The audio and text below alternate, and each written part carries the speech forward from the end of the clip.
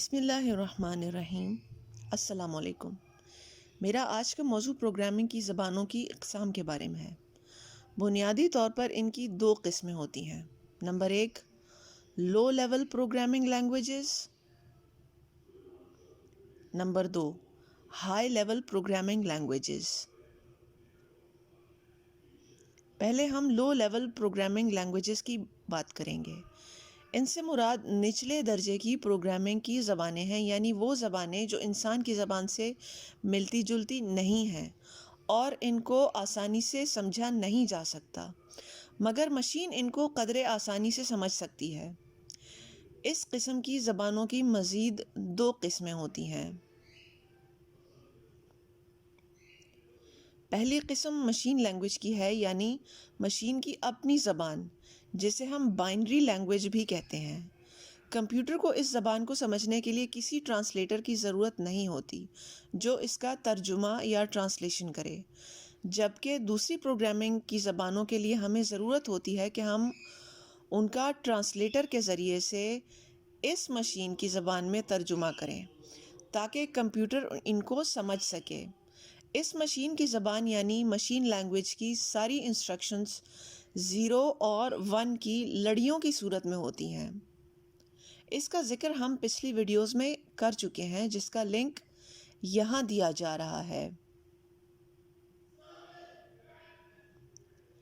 انسانوں کے لیے بہت مشکل ہے کہ وہ اس مشین کی زبان میں اپنے پروگرام لکھیں، کیونکہ وہ زیروز اور ونز کی ان لڑیوں کو یاد نہیں رکھ سکتے۔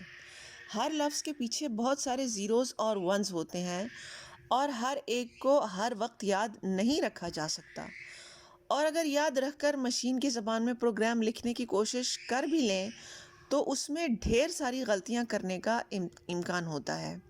لہٰذا ان زیروز اور ونز کی جگہ انگلش سے ملتے جلتے الفاظ کو ہی استعمال کرنے پر غور کیا گیا تاکہ انسان آسانی سے پروگرام لکھ سکیں۔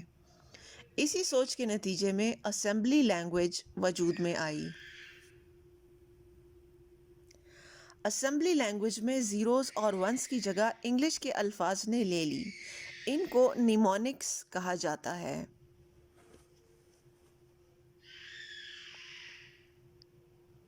ایک پروگرامر جب اس زبان میں ایک پروگرام لکھ لیتا ہے تو اس کے بعد اسی زبان کا ٹرانسلیٹر اس کو مشین کے لیے مشین کی زبان میں ٹرانسلیٹ کر دیتا ہے، یعنی اس کا ترجمہ کر دیتا ہے تاکہ مشین اس کو سمجھ کر اس پر عمل کر سکے۔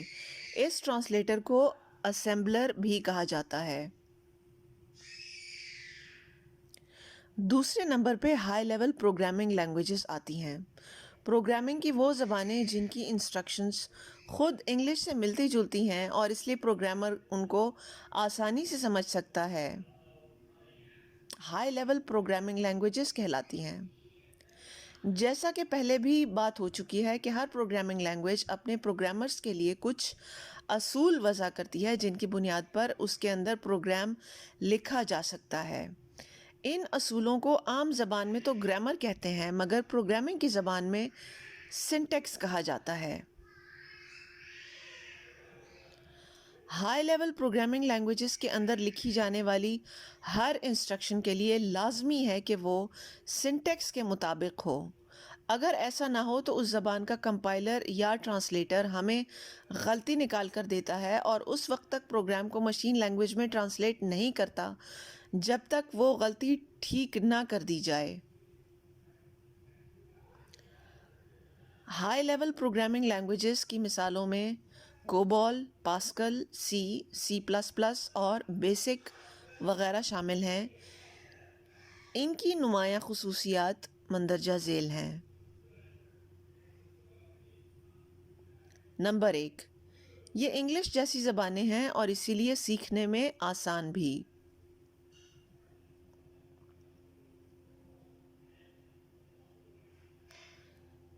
نمبر 2، ان میں لکھے گئے پروگرامنگ کی انسٹرکشنز کو بدلنا اور ان میں غلطیاں نکالنا بھی بہت آسان ہے۔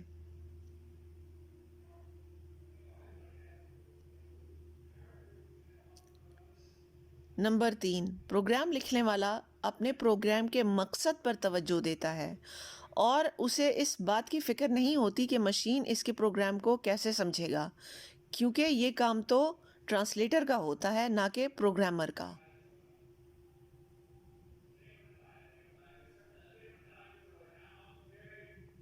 نمبر 4، ان زبانوں میں ایک واضح طریقہ موجود ہوتا ہے کہ کیسے پروگرام کو لکھا جائے، مثلاً پروگرام کو شروع کیسے کیا جائے اور اس کو ختم کیسے کیا جائے، اس کے اندر نمبروں وغیرہ کے ڈیٹا ٹائپ کو کیسے ڈکلیئر کیا جائے، وغیرہ وغیرہ۔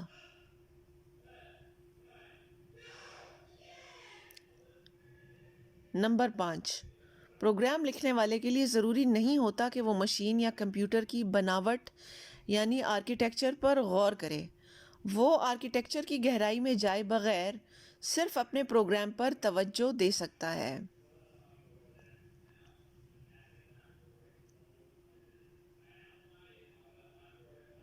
Number 6، high level programming languages ہمیں مشین کی بناوٹ اور اس کو بنانے والی کمپنی کے ماڈل سے بے نیاز کر دیتی ہیں۔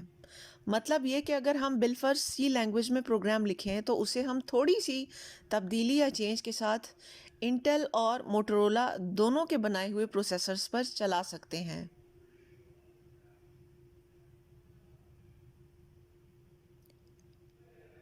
یہ ساری ہائی لیول پروگرامنگ لینگویجز اپنی اپنی جگہ پر خاص ہیں اور ان سب سے ایپلیکیشن سافٹ ویئرز بنائے جا سکتے ہیں، لیکن سی اور سی پلس پلس سے تو سسٹم سافٹ ویئرز بھی بنائے جا سکتے ہیں۔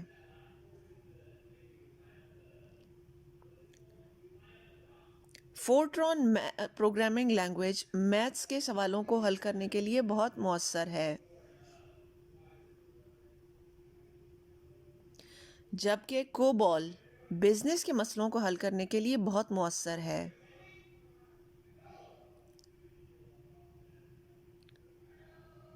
جاوا پروگرامنگ لینگویج نیٹ ورکنگ کے مسائل کے لیے بہت مفید ہے۔